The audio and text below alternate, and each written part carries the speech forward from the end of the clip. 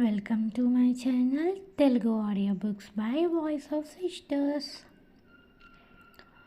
Late చేస్తున్నాను, కోప్పడుతున్నారు. కోప్పడడం వరకు okay అండి, కానీ మీరు వేస్ట్ అలా తిట్టకండి, కొంచెం హర్ట్ అవుతుంది.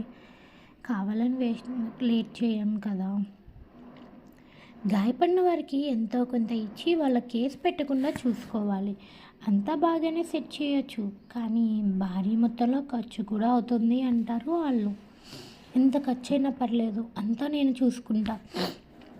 ముందు నా కొడుకుని హాస్పిటల్కి తీసుకువెళ్ళాలి అంటాడు ఆకాష్ తల నుంచి వస్తున్న రక్తాన్ని తుడుస్తూ ఇంద్రనీల్.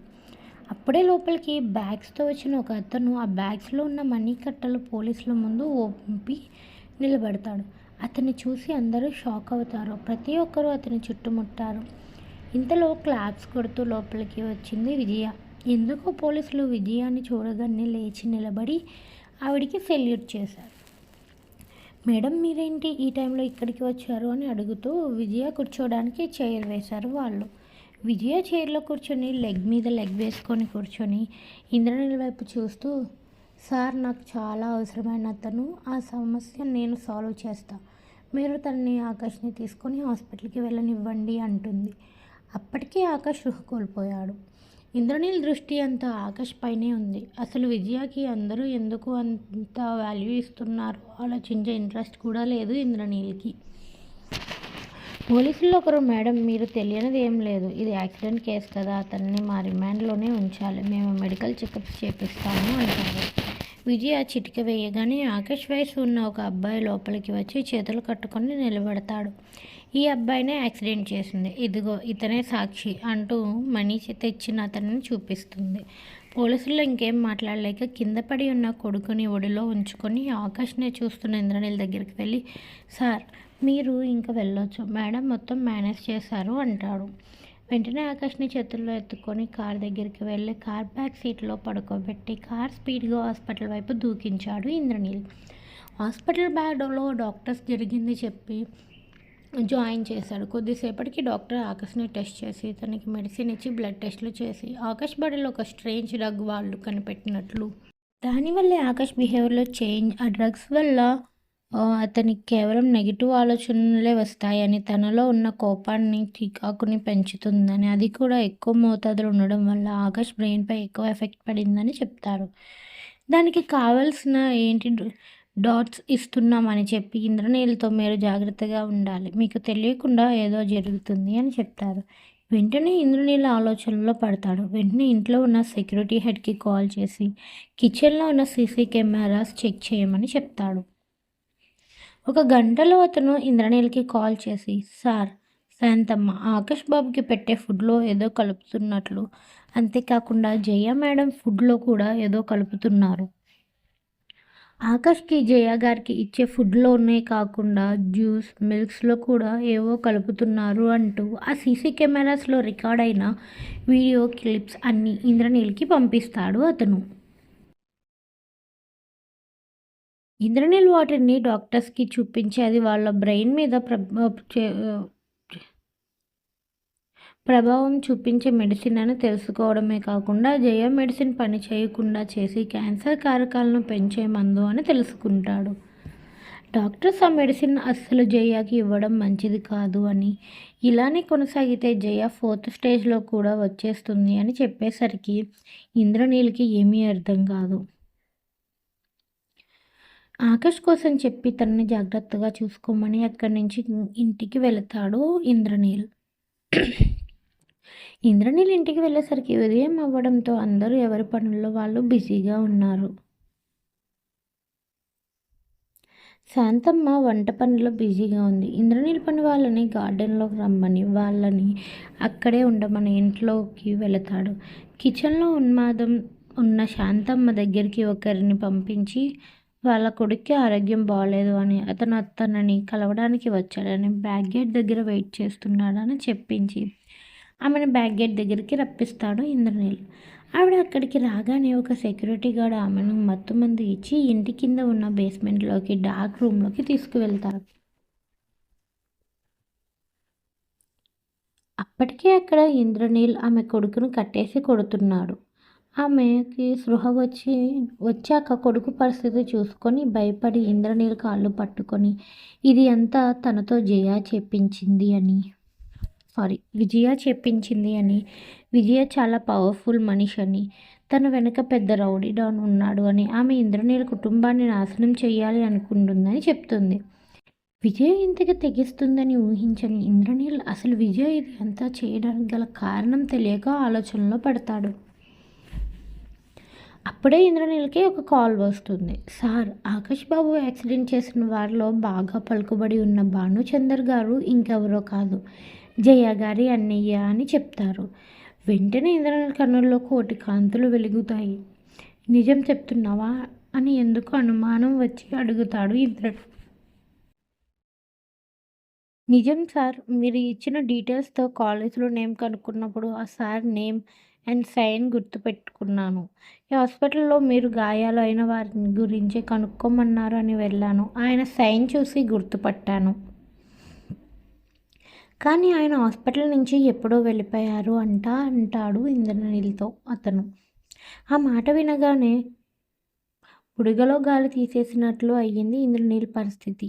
ఇంద్రనీల్ నోట మాట రాకపోవడంతో, సార్, మీరు ఆకాష్ బాబు కోసం జయమరం కోసం చూసుకోండి, నేను భానుచందర్ గారి ఆచూకీ కనుక్కునే పనిలో ఉంటాను అని చెప్తాడు. వెంటనే కాల్ కట్ చేసి విజయ ఇంటికి వెళ్తాడు ఇంద్రనీల్.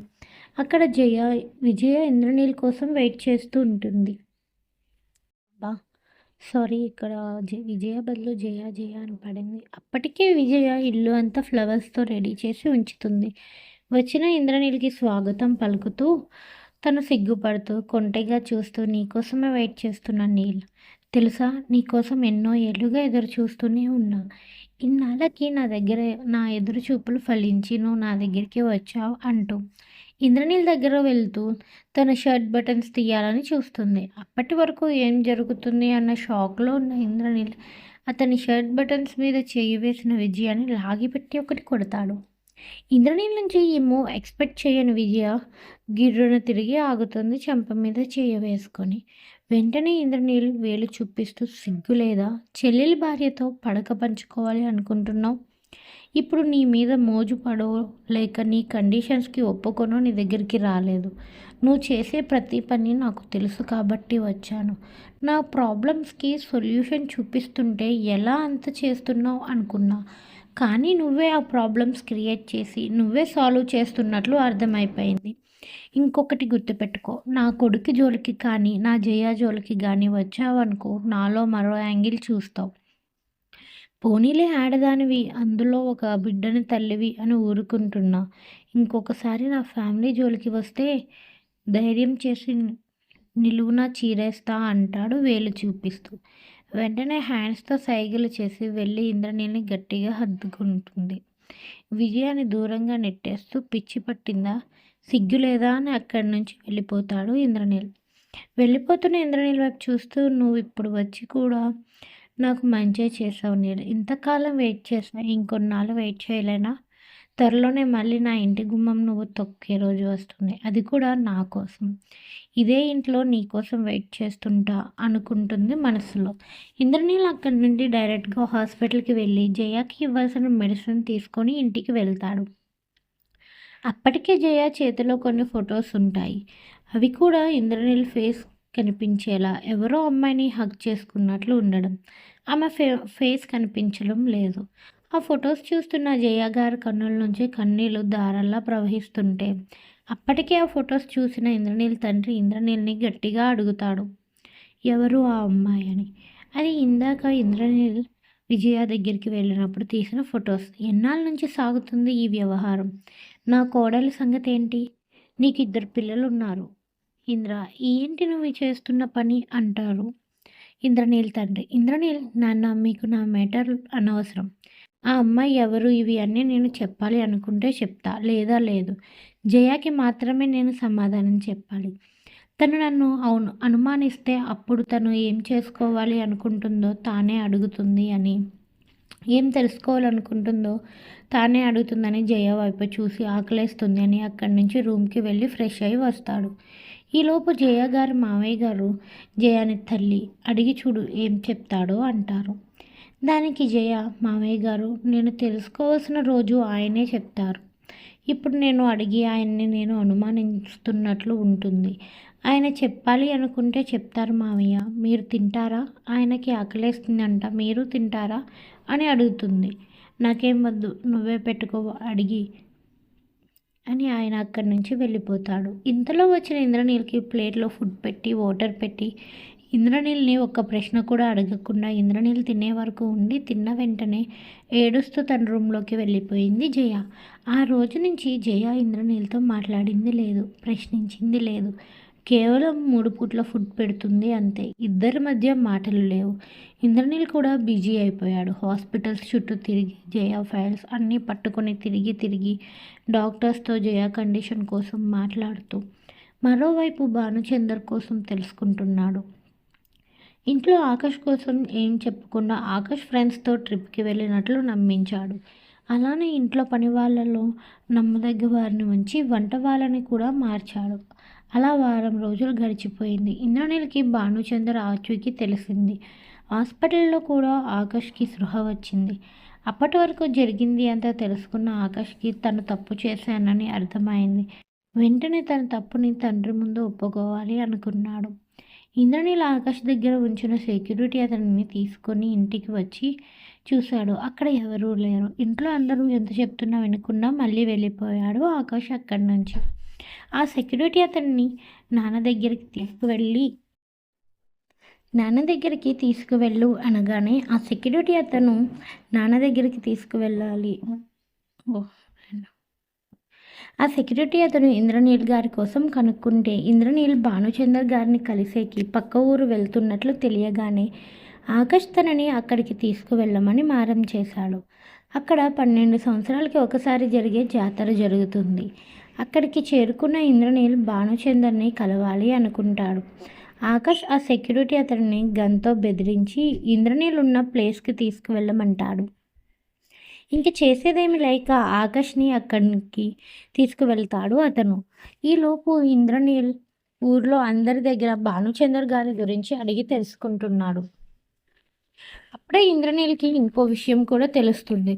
భానుచందర్ గారి భార్య సైడ్ వాళ్ళు ఈరోజు ఊరి అవతల జరిగే జాతరలో భానుచందర్ గారిని చంపాలి అనుకుంటున్నట్లు. వెంటనే అతన్ని కాపాడాలని ఇంద్రనీల్ ఆ గుడి దగ్గరికి వెళ్తాడు. తన సెక్యూరిటీ గార్డ్స్ అందరినీ అక్కడికి రప్పించి గుడి చుట్టూ ఎవరికీ తెలియకుండా అనుమానం రాకుండా భానుచందర్పై కన్నేసి ఉంచమని చెప్తాడు. ఉదయం నుంచి గుడి కింద ఉన్న రహస్య గుడిలో బంగారు విగ్రహాలకి కళ్ళకి గంతలు కట్టుకొని పూజ చేస్తున్నాడు భానుచందర్. అక్కడికి కేవలం భానుచందర్ భార్య ఇంటివారు అక్కడికి వెళ్ళడానికి అర్హత ఉంటుంది. అది వాళ్ళ ఫ్యామిలీలో ఎవరికీ కాకుండా బయట నుంచి వచ్చిన భానుచందర్కి దక్కడం వారికి ఇష్టం లేక అతన్ని చంపాలి అనుకుంటారు. అదే సమయానికి ఆకాష్ అక్కడికి రావడం, ఇంద్రనీల్ కోసం వెతకడం జరుగుతుంది. భానుచందర్ పూజ ముగించుకొని ఆ స్వర్ణ దేవాలయం నుంచి బయటికి వస్తే మళ్ళీ ఆ గుడి తెరుచుకునేది 12 సంవత్సరాల తర్వాతే అని, ఆ గుడి తలుపులు మూసుకోకముందే గుడిలోకి ప్రవేశించాలి అని ప్లాన్ వేసిన బైరా సైరా అన్నదమ్ములిద్దరూ వాళ్ళకి అడ్డు వచ్చిన వాళ్ళని కాల్చడంతో ఆ జాతరలో ఉద్రిక్తత నెలకొంది. అదేం తెలియని ఆకాష్ అక్కడికి రావడంతోనే ఇంద్రనీల్ వాళ్ళని మీద అటాక్ జరుగుతుంది అనుకుని తన దగ్గర ఉన్న గన్తో ఇంద్రనీల్ సైడ్ వాళ్ళని షూట్ చేయడం స్టార్ట్ చేస్తాడు. అది గమనించిన ఇంద్రనీల్ ఎంత వద్దు అని దూరం నుంచి సైగ చేస్తున్నా పట్టించుకొని ఆకాష్ నాన్నకి హెల్ప్ చేస్తే నా మీద కోపం పోతుంది అనుకుని తన దగ్గర ఉన్న గన్లో బుల్లెట్స్ అంతా అయ్యే వరకు షూట్ చేస్తుంటాడు. బుల్లెట్స్ అయిపోవడంతో ఆకాష్ ఏం చేయాలో తోచక అలా నిలబడి ఉంటే అప్పుడే ఆకాష్ వైపు దూసుకొస్తున్న బుల్లెట్ నుంచి ఆకాష్ని కాపాడడానికి ఇంద్రనీల్ ఆకాష్ వైపు దూకి ఆకాష్ని తోసేసేసరికి ఆ బుల్లెట్ ఇంద్రనీల్ హ్యాండ్కి తగిలి బ్లడ్ వస్తుంది. వెంటనే తన గాయాన్ని పట్టించుకోకుండా ఆకాష్ హ్యాండ్ పట్టుకొని ఒక మూలకి తీసుకువెళ్ళి నేను వచ్చే వరకు ఇక్కడే ఉండమని చెప్తాడు ఆకాష్కి. అప్పుడే శక్తి రావడం, ఆకాష్ని గుడిలోకి తీసుకువెళ్ళడం, ఆకాష్కి హెల్ప్ చేయబోయే బాంబ్ బ్లాస్ట్ జరగడం జరుగుతుంది. అంతా విరిగి తగిలిన శక్తిని అలా చూసి తట్టుకోలేక గుడిలోంచి బయట పరుగు తీస్తాడు ఆకాష్. ఇంతలో బాంబ్ బ్లాస్ట్ జరగడంతో అక్కడ వారందరూ అటు ఇటు పరిగెత్తడం, శక్తి బాడీ ఎక్కడా కనిపించలేదు ఆకాష్కి. అక్కడి వారు బాంబ్ బ్లాస్ట్‌లో గాయపడిన వారిని అంబులెన్స్‌లో హాస్పిటల్‌కి తీసుకొని వెళ్తుంది అని చెప్పడంతో వెంటనే ఆకాష్ కూడా హాస్పిటల్‌కి వెళ్ళాలనుకుంటాడు. అక్కడ ఎటు చూసినా అందరూ జనాలు పరుగులు పెట్టడం కనిపించింది. అప్పుడే భానుచందర్ కార్ డోర్ అతన్ని కార్ డోర్ ఓపెన్ చేయడం చూసి అతను గన్ పెట్టి కార్ కీస్ అడుగుతారు. భానుచందర్ నా భార్య, బిడ్డ ఇద్దరు ప్రాణాలతో పోరాడుతున్నారు. నా బిడ్డని అంబులెన్స్ ఎక్కించుకెళ్ళింది. నా భార్యను నేను కాపాడుకోవాలి అంటున్నా వినకుండా అతని హ్యాండ్స్లోంచి కీస్ లాక్కొని భానుచందర్ను పక్కకు నెట్టేస్తాడు ఆకాష్. ఇది అంతా ఆకాష్ కన్నుల ముందు ఫ్లాష్ అవుతుంది. కానీ ఇంద్రనీల్ ఇది అంతా చెప్పకుండా నేను అక్కడికి వెళ్ళేసరికి అక్కడ అందరూ కొట్టుకోవడం, బాంబ్ బ్లాస్ట్ వల్ల భానుచందర్ భార్య, కూతురు శక్తికి గాయాలవడం మాత్రమే చెప్తూ ఆ బ్లాస్ట్ వల్ల భానుచందర్ కొండ మీద నుంచి లోయలో పడిపోయారు అని ఎవరో చెప్పారు అంటూ చెప్పుకొస్తున్నాడు. అనుకోకుండా భానుచందర్ ఆ లోయలో పడిపోయాడని ఇంద్రనీల్ చెప్పగానే ఆకాష్ కన్నుల నుంచి నీళ్లు తిరిగాయి. కానీ ఆలోచనలో ఉండిపోయాడు. అసలు ఎందుకు అబద్ధం చెప్తున్నారు అన్న ఆలోచనలో ఉండిపోయాడు ఆకాష్. ఆకాష్కి జరిగింది తెలుసు కదా, తన వల్లే భానుచందర్ పడిపోయాడని. ఆయన పడిపోలేదు, నేనే చూసేశాను. నా వల్లే అమ్మ వాళ్ళ అన్నయ్య, మా మావయ్య చనిపోయాడు, శక్తి కూడా అంటూ తనలో తానే ఆలోచనలో ఉండిపోయాడు ఆకాష్. భూమి ఇంద్రనీల్ వైపు దీనంగా చూస్తూ మరి అత్తయ్య గారి ఆపరేషన్ ఎలా అని అడుగుతుంది. అప్పుడే ఇంద్రనీల్ అది జరగడానికి నేను విజయ ముందు తలదించుకొని నిలబడవలసి వచ్చింది అంటాడు. అంటూ చెప్పడం కంటిన్యూ చేశాడు ఇంద్రనీల్.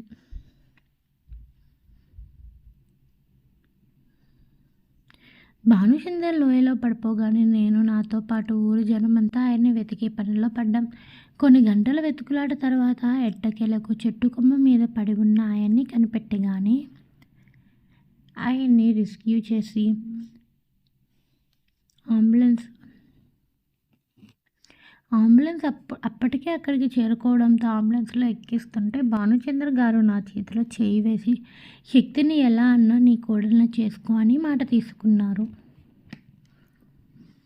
ఆయనతో పాటు నేను అంబులెన్స్ ఎక్కుతుంటే శక్తి తల్లి కూడా యాక్సిడెంట్ అయిందని, అలానే శక్తి బాంబు పేలడంతో గాయాల పాలు అయిందని తెలుసుకొని ముందు ఆయన్ని హాస్పిటల్కి తీసుకువెళ్ళమని ఆ అంబులెన్స్ని పంపించి తప్పు చేశాను అంటూ బాధపడుతున్నాడు ఇంద్రనీల్.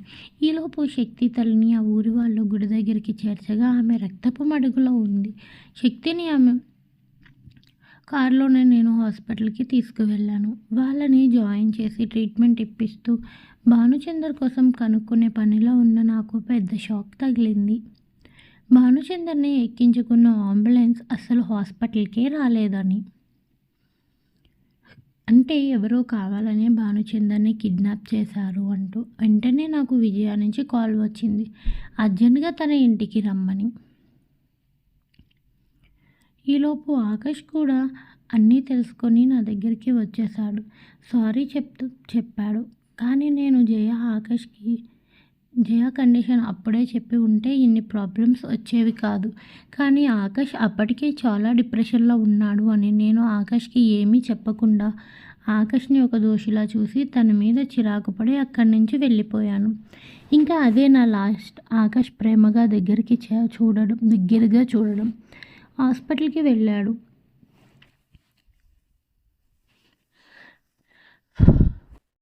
విజయ ఇంటికి వెళ్ళగానే తన భానుచందర్ని దాచినట్లు చెప్పింది. అలానే జయాకి ఆపరేషన్ జరగాలి అంటే తను చెప్పినట్లు చేయాలని, అలా చెయ్యకపోతే జయ మాత్రమే కాదు నా ఫ్యామిలీ మొత్తాన్ని నాశనం చేస్తా అని ఆల్రెడీ ఆనంద్ని తన జాబ్ నుంచి తొలగించి ఆస్తులు జప్తు చేసి ఉన్న ప్లేస్ నుంచి ఖాళీ చేపించింది అని, వాళ్ళు ఇండియా వస్తున్నారు అని చెప్తుంది.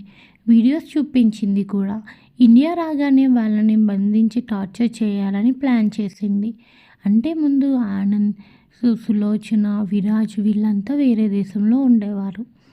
ఆకాష్ చేయని తప్పులు ఆకాష్ మీద వేస్తూ వీడియోస్ అన్నీ చూపించి ఇవి పోలీసులకు ఇచ్చి ఆకాష్ని జైల్లో వేపిస్తా అని బెదిరించింది విజయ. నన్ను అన్ని వైపుల నుంచి బంధించింది. అసలు ఎందుకు అలా బిహేవ్ చేస్తుందో తెలుసుకోవాలో, లేక నా వాళ్ళని కాపాడుకోవాలో తెలియలేదు నాకు. ఇంకా నాకు వేరే ఆప్షన్ లేక తను తెప్పిన దానికి సరే అన్నాను. తను ఏది చెప్తే అదే చెయ్యాలని, తనతోనే ఉండాలని తను షరతులు పెట్టింది. అన్నిటికీ ఒప్పుకున్నాక భానుచందర్ని హాస్పిటల్కి పంపి జయ ఆపరేషన్కి అన్నీ రెడీ చేపించింది. కానీ జయాకి ఆపరేషన్ అంటే డౌట్ వస్తుందని నేనే ఇంట్లో మెయిడ్కి చెప్పి జయ నడుస్తున్న దారిలో ఆయిల్ వేయమని చెప్పాను. తర్వాత రోజు ఉదయాన్నే ఆ మెయిడ్ అనుకున్నట్లుగానే ఆయిల్ పోయడం, జయ పడిపోవడం, హాస్పిటల్కి తీసుకువెళ్ళడం జరిగాయి. కానీ ఆకాష్ నేను ఎక్కడ ఉన్నా అని తెలుసుకొని అక్కడికి వచ్చాడు. ఆకాష్తో నన్ను మాట్లాడనివ్వకుండా చేసింది ఆ విజయ. కానీ అక్కడ జయ ఆపరేషన్ సక్సెస్ అయింది. ఆనంద్ వాళ్ళు ఇంటికి క్షేమంగా చేరుకున్నారు. ఆకాష్ మీద ఎటువంటి ఆరోపణలు లేవు. ఎన్నిసార్లు అడిగినా విజయ నన్ను బయటికి పంపేది కాదు. అందుకే నేను జయ హాస్పిటల్లో ఉన్నప్పుడు జయ దగ్గరికి కూడా వెళ్ళలేకపోయాను. ఆకాష్ నా మీద కోపంతో తన జీవితాన్ని నాశనం చేసుకున్నాడు. స్టడీస్ వదిలేశాడు. డ్రగ్స్నే కాక వేరే మందులు కూడా అలవాటు చేసుకున్నాడు అని నాకు తెలిసింది. నేను ఈ ఆలోచనల్లో ఉండి శక్తి కోసం, తన తల్లి కోసం మర్చిపోయాను అంటాడు ఇంద్రనీల్. కొన్నాళ్ళ తర్వాత నేను హాస్పిటల్కి వెళ్ళినప్పుడు అక్కడ శక్తి లేదు. తనని తన పక్క బెడ్లో ఉన్న ఆవిడని తన తల్లి అనుకొని ఎవరో హాస్పిటల్ నుంచి తీసుకువెళ్ళిపోయారు.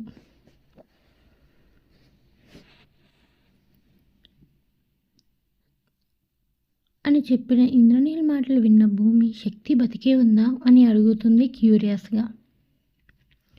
మరి నన్ను ఎందుకు ఆకాష్ గారి భార్యని చేశారు అని క్వశ్చన్ చేస్తుంది ఇంద్రనీల్ వైపు చూస్తూ. అప్పుడే శక్తి అమ్మ సృహలోకి వస్తుంది. అది గమనించిన భూమి అమ్మ అంటూ ఆమెను పట్టుకోవాలని చూస్తుంది.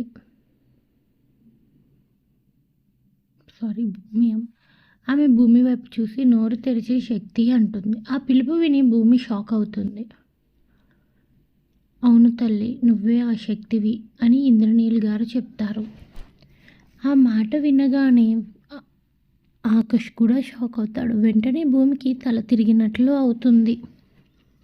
భూమి పక్కనే ఉన్న అఖిల్ భూమిని పడకుండా పట్టుకుంటాడు. ఆకాష్కి అఖిల్ భూమిని పట్టుకోవడం నచ్చలేదు అసలు. అప్పటి వరకు వింటున్న ఆకాష్ తనే భూమినే శక్తి అని రియలైజ్ అయ్యి భూమి వైపు చూసేసరికి భూమి అఖిల్ చేతిలో ఉంది. సారీ అండి, లేట్ చేస్తున్నందుకు. కాస్త చాలా వర్క్స్ ఉన్నాయి, అర్థం చేసుకోండి. అంతేగాని తిట్టకండి ప్లీజ్.